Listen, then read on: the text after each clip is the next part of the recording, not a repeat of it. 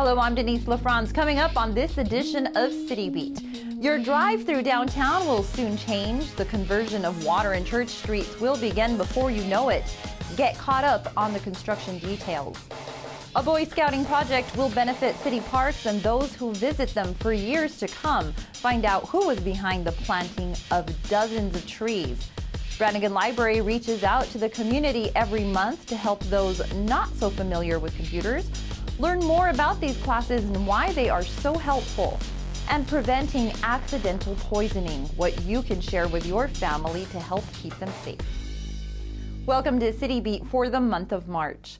The planned conversion of Water and Church streets in downtown Las Cruces is nearing.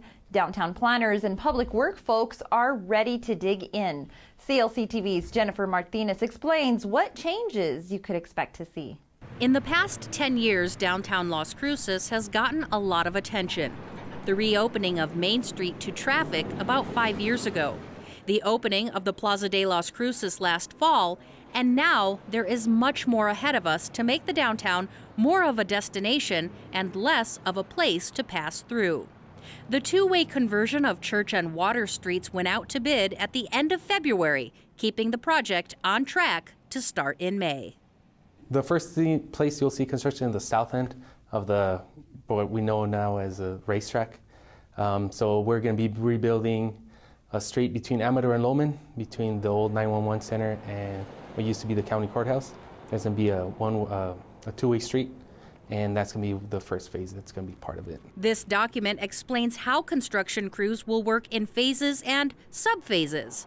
Beginning construction in the south will help accommodate the Amador project currently underway. They won't see construction throughout downtown, but they'll see in portions. So sometimes they'll see on the south part, and we're going to be working our way south to north. So as you get further along the project, you'll just see maybe a detour where all the traffic on Water Street narrows down to the left lane or to the right lane, but traffic will be maintained so they can always get to where they need to. In some areas, construction crews will have to go deep into the streets to upgrade the utilities, including water, gas, sewer, and electric, and also fiber optics. It sounds like a lot of work, but there is a silver lining for downtown visitors. We're actually looking into extending the hours for where the contractor can work so they can get it done in a quicker time frame. Even at 18 months, it's going to be a pretty fast-paced project. And utility outages will be organized to take place at night, so there is limited downtime for businesses. There will be a handful of streets that get full street reconstruction, like parts of Griggs, Las Cruces, and Bowman. But the others will get a mill overlay where the pavement is just replaced or upgraded. The final step will be to restripe the streets for two-way traffic.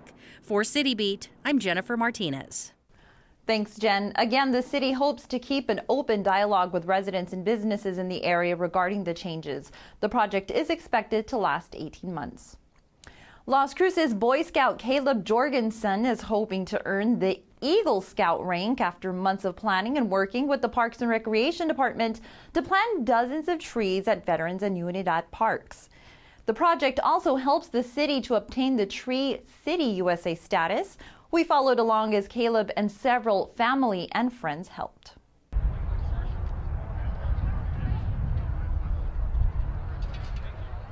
I'm Caleb Jorgensen, and I'm here because I want to plant more trees in this community. I just moved from North Carolina. I'm kind of missing the trees around here. So more for the community, for years to enjoy. I am planting around 30 trees just at Veterans Park. Then we'll head over to Unidad Park and plant about 10 more today. Today I'm planting a lot of different oaks, these are pear trees behind me, and there's going to be some pines down around in the back there. These are all my friends, family from school, from other states, my church members, teammates. I just love the trees. They're very beautiful, they help the environment, they look very nice. I wanted to plant trees here for everybody to enjoy. I mean, it produces shade. I mean, it's really hot here.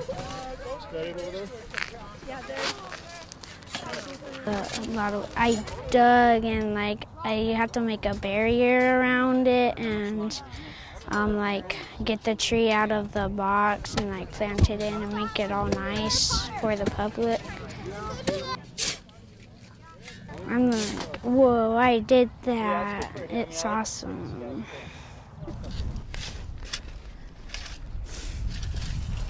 Usually it takes about 8 months. We meet with the Eagle Scout, in this case Caleb and his father contacted me.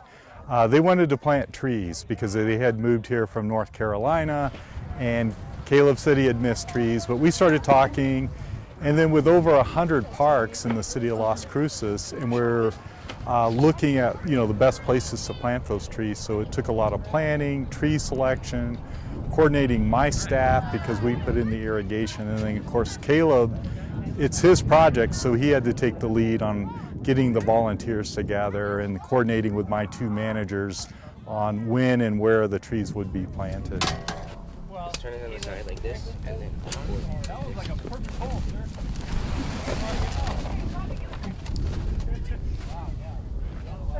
This is what we like to see in our parks. I mean, the parks belong to the people. The city manages the parks for everyone. So whenever we have volunteers, I think it gives them a real sense of ownership of the park. They become better stewards because a lot of times, the maintenance and everything, people tend to take for granted. So it's nice that these young scouts are coming out here. They see what we do in our profession. They learn about the parks and how to do that. But the best thing is that they've done something that everybody in this community will enjoy. If anybody's ever interested in volunteering in the parks, please contact the Parks and Recreation office. Our number is 541-2550. About a hoe. You pull that dirt back in. Thanks, Caleb, and everyone who attended to help the Parks and Rec Department beautify our city parks. The city has worked on other scouting projects in the past. To get more information, you can call Parks and Rec at 541-2550. Branigan Library is reaching out to the community to offer free and monthly computer classes. We stopped in one class in February to show you how educating it can be. Just because if they're up on top, because it says recent, it's going to be in recent and down here. My name is Vicki. I'm a senior librarian here at Thomas Branigan Memorial Library, and today we're learning about Windows 10 and how to use the new operating system for anybody that's interested. This is all the programs. Any questions on that? I usually offer the same 4 classes. Sometimes I get a large turnout, sometimes I get a small turnout, but they're usually the same 4 basic classes. It's the basic classes to get anybody interested in learning about computers and to get over their fear of being able to use it. I try to use terminology, both basic and experiences to modern day life where they don't feel intimidated to use computers. Guess what? There's a tile that says paint. With our population worldwide, computers are very important, and a lot of people are intimidated. And the city and the library is providing this service as an educational experience, but also for entertainment. That's what the library provides. That's what our mission goal is. And it helps fulfill our mission goal of providing entertainment, education, outreach, all of those aspects, and providing the service that people need. Left click to more. It was good. It was a good class, and I had good people on either side of me, very helpful. The instructor was very knowledgeable, very helpful. The class was not intimidating at all. It's just such a part of everyday life. I do all my banking online. I don't pay any bills at all. They get automatically. I check the news online, and I just keep up with everything. It's like, and then to me, it's my connection to so many other things. You know, I stay connected with the university. I retired from New Mexico State, so I check a lot to see what's going on in the different departments where I worked. So that's why here you would right click to get this menu. Don't be scared. It's just a part of life, and you can do it. Everybody can learn something about the computer. If you don't understand it this time, come back next month. You'll pick something else up and just continue to work on it. Babies don't learn to walk in 2 minutes. They practice it. And it's just, you got to keep on, and we're here for you. March computer classes take place each Tuesday from 2 to 4 p.m. Topics include Intro to Computers, Windows 10, File Management, and Introduction to the Internet. For more information on these classes, you can call the reference desk at 528-4005. The city's Public Information Office is calling on students for the 2017 Video Public Service Announcement Contest. And if parents need a night on the town, we have a safe place to drop off your kids. That and more in our City Minute. Area middle and high school students have an opportunity to participate in the 2017 CLC TV Student Video PSA Contest. This year's contest theme is Breaking Stereotypes. Full contest rules and guidelines are provided at clctv.com. Overall winners get a free GoPro camera. Explore the South Pacific during the early 20th century through the exhibition of novelist Jack London's photographs. The free exhibit called Adventures in the Pacific opened this month at Branigan Cultural Center, 501 North Main Street. The exhibit runs through June 17th. And the city's Parks and Rec Department is offering parents a night out, a program allowing parents of kinder through 8th grade students an opportunity to enjoy an evening together out on the town, feeling confident that their little ones are safe and having a great time. Kiddos will enjoy fun-filled games, music, and themed activities at a cost of only $10 per child. This will be held at the Frank O'Brien Papin Center, 304 West Bell, every third Friday of the month from 6 to 11 p.m. Space is limited and on a first-come, first-served basis. Call 541-2455 for reservations. No drop-ins are accepted. March 19th through the 25th is National Poison Prevention Week. Poisoning is the #1 cause of injury-related death in the U.S. Here in Las Cruces, the city's Codes Enforcement Poison Prevention Team is raising awareness about the issue. CLC TV's Udell Vigil has more in this month's ASTA. Hello and welcome. Our guest for this edition of ASTA is Codes Enforcement Officer Chris Bigelow. Officer Bigelow, thank you for joining us. You are welcome. Thank you for the invitation. Okay, now unintentional poisoning can happen to anyone. Let's begin with the definition. What is a poison?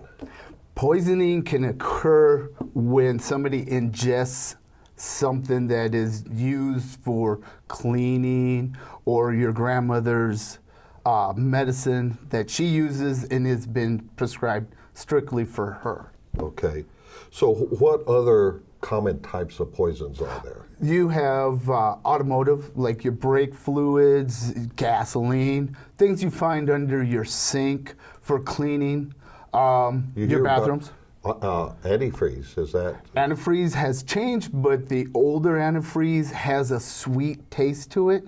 So yes, that's a very dangerous one for not only humans, but for the family pets. Okay. What about laundry detergent? That one is a new one. They have the bags, and they're having problems with those. They look like candy. They look like candy. And then they have the ones that are the little pellets that you use for your dishwasher, and they look like dots, and they're having problems with those too.